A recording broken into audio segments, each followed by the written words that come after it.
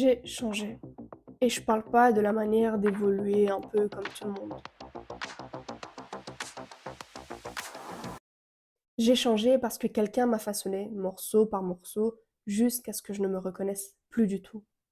Et pendant longtemps, j'ai cru que c'était moi, que je suis devenue comme ça avec le temps et que c'était normal. C'est bien longtemps que j'ai compris que je n'ai pas changé comme ça au hasard. C'était quelqu'un qui m'avait changé. Si tu es en train de regarder cette vidéo et que quelque chose résonne déjà en toi, reste jusqu'à la fin, cette vidéo, elle est pour toi. Avant, j'étais quelqu'un qui riait fort, qui donnait son avis sans trop réfléchir, qui avait des amis à qui je parlais tous les jours et une famille avec qui je passais de temps en temps du temps. Je dis pas que j'étais parfaite, mais j'étais entière, j'étais moi-même. Je prenais de la place sans même y penser. Et je veux vraiment insister sur ça pour comprendre la suite. Je n'étais pas quelqu'un de fragile, dans le sens qu'on pouvait facilement me manipuler ou quoi. J'étais juste quelqu'un qui faisait confiance, qui pensait que les gens avaient un bon fond. Comme la plupart des gens qui font confiance lorsqu'ils rencontrent quelqu'un qu'ils aiment. Et c'est normal dans un couple, c'est normal d'avoir confiance. Sauf que ma descente aux enfers n'a pas été forcément une évidence, en tout cas pas pour moi. Ça a commencé par des petits trucs, des petites manipulations par-ci par-là, des commentaires sur une amie, regarde, elle a une mauvaise influence sur toi, ou bien regarde, ton frère, ta sœur, elle est bizarre, des trucs comme ça. Puis il y a eu du silence, le fameux silence punitif. Quand quelque chose n'allait pas, on n'en discutait pas. La personne en question se mettait de son côté, elle restait silencieuse et moi je comprenais pas. Et du coup, bon, dans ma tête, ça trottait et j'allais de plus en plus mal. Moi, pendant tout ce temps, pendant que la personne elle prenait, c'est ok de prendre du recul. Si tu es une personne qui a du mal à gérer ses émotions, etc., je peux comprendre que dans une relation, tu as besoin de prendre d'abord du recul avant de forcément discuter et de résoudre le problème. C'est tout à fait ok. C'est juste que tu dois en parler d'abord à ton partenaire. Donc tu lui dis, oui, voilà, on s'est disputé, il y a eu ça, il y a eu ce problème. Là, j'ai besoin d'un peu de temps pour moi, mais on va revenir là-dessus, on va en parler et ça va s'arranger. Sauf que cette personne ne faisait pas ça. Et c'est là qu'il y a en fait la manipulation, c'est que cette personne restait silencieuse, moi j'étais seule avec mes pensées, et du coup j'essayais de comprendre, et je mettais la faute sur moi pour des choses qui n'étaient pas ma faute en fait. Et des choses que je comprenais même pas. Ce silence, c'est une arme. Personne ne le dit vraiment, mais c'est une arme. Parce que pendant que toi, t'es là toute seule en train de culpabiliser pour tout et n'importe quoi, cette personne, en restant dans le silence, elle contrôle exactement le rythme à laquelle vous avancez dans la relation. Et puis, bien évidemment, il y a eu de la tromperie. C'est pas lui qui me l'a dit, c'est pas lui qui m'en a parlé, il a pas assumé ses actes, c'est moi qui l'ai découvert par hasard. Et bien évidemment, il a commencé à minimiser, que c'était pas important, que c'était rien, que ça n'a rien à voir, etc. Ce qui me hante aujourd'hui, c'est pas la trahison en elle-même, c'est que je ne sois pas partie avant. J'ai cherché des excuses, donc parfois on avait des soirs où on se racontait un peu notre passé, etc. Et en fait, en écoutant ce qu'il était en train de me raconter, je commençais à me sentir coupable à sa place, à me dire: «Ah, bah, c'est pour ça qu'il agit comme ça, parce qu'il a vécu ça» et du coup, entre guillemets, j'avais un peu pitié, donc de me dire: «Je dois lui donner de l'amour parce qu'il a vécu quelque chose de mal, quelque chose de blessant, quelque chose de lourd» et du coup, au lieu de faire confiance à ce que je ressentais, lorsque j'ai découvert la tromperie ou bien quand je voyais des petites manipulations par-ci par-là, parce que quelque part, je le voyais, mais j'étais tellement amoureuse, j'étais tellement dans l'amour fou, on va dire, qu'en fait, je ne le voyais plus et je lui cherchais des excuses.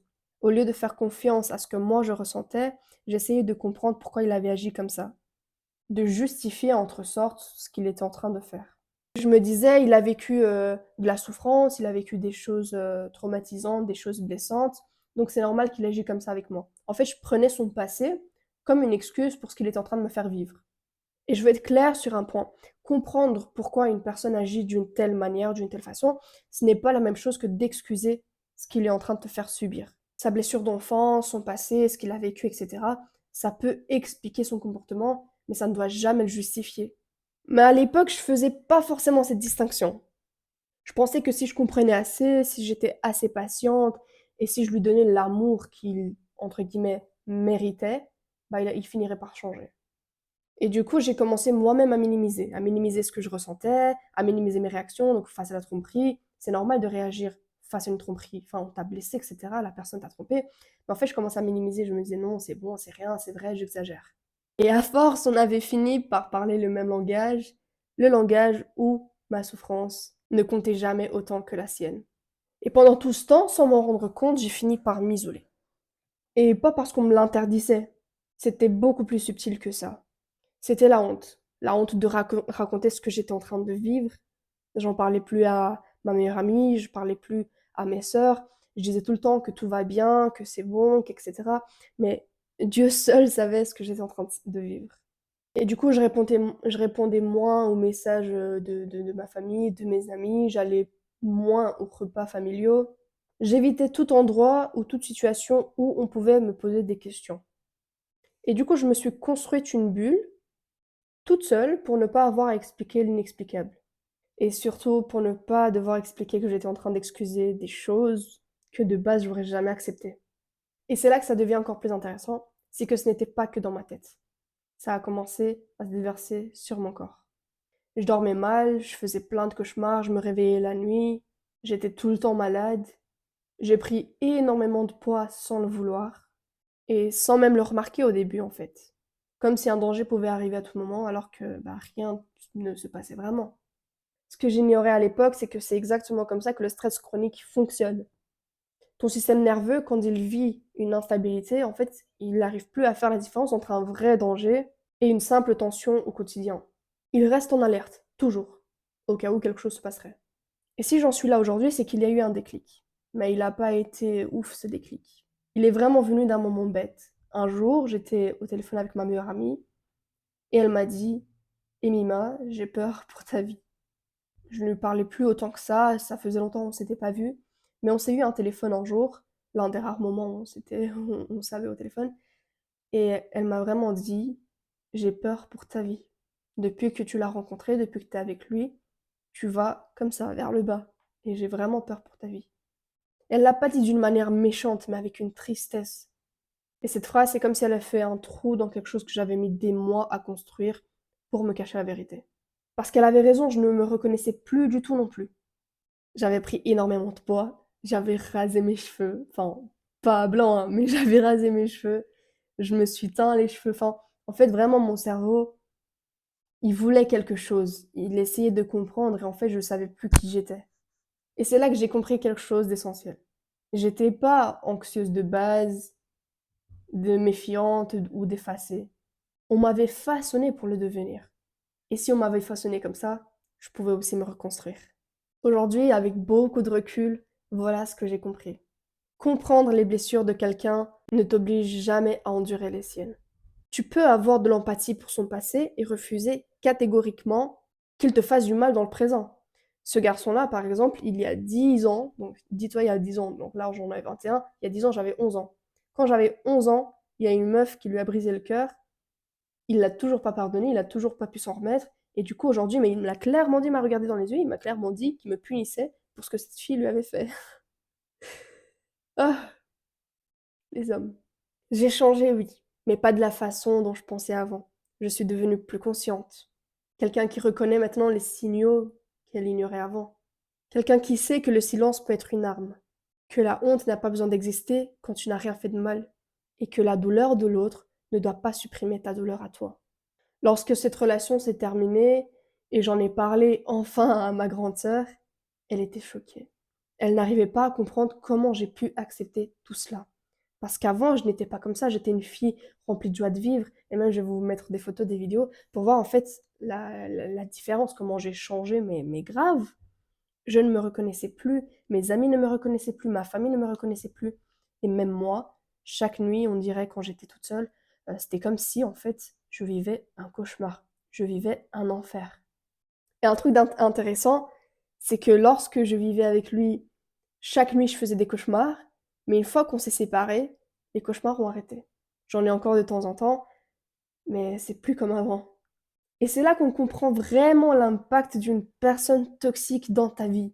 C'est pas juste dans le quotidien, dans la relation, des petites disputes, etc. Non. Quand c'est toxique à mort, ça peut vraiment aller loin. Donc prendre du poids ou perdre du poids, peut-être que tu perds du poids. Perdre tes cheveux, j'ai vraiment vu des meufs qui perdent leurs cheveux à cause du stress, à cause de la relation toxique. Ne plus pouvoir manger. Mais après, en fait, du moment où on s'est séparés jusqu'à quelques mois après, je n'arrivais plus à manger. Je mangeais peut-être un plat par jour, ou même ça, j'arrivais pas à manger, je mangeais juste du pain ou juste des œufs. Vraiment, je n'arrivais plus à avaler. Ou si j'avalais quelque chose, j'avais la sensation, enfin, j'avais des nausées, je voulais vomir en fait.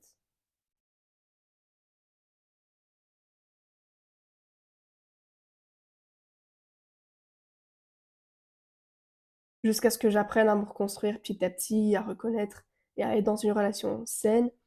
Et là, petit à petit, j'ai recommencé à manger, j'ai recommencé à prendre soin de moi, etc.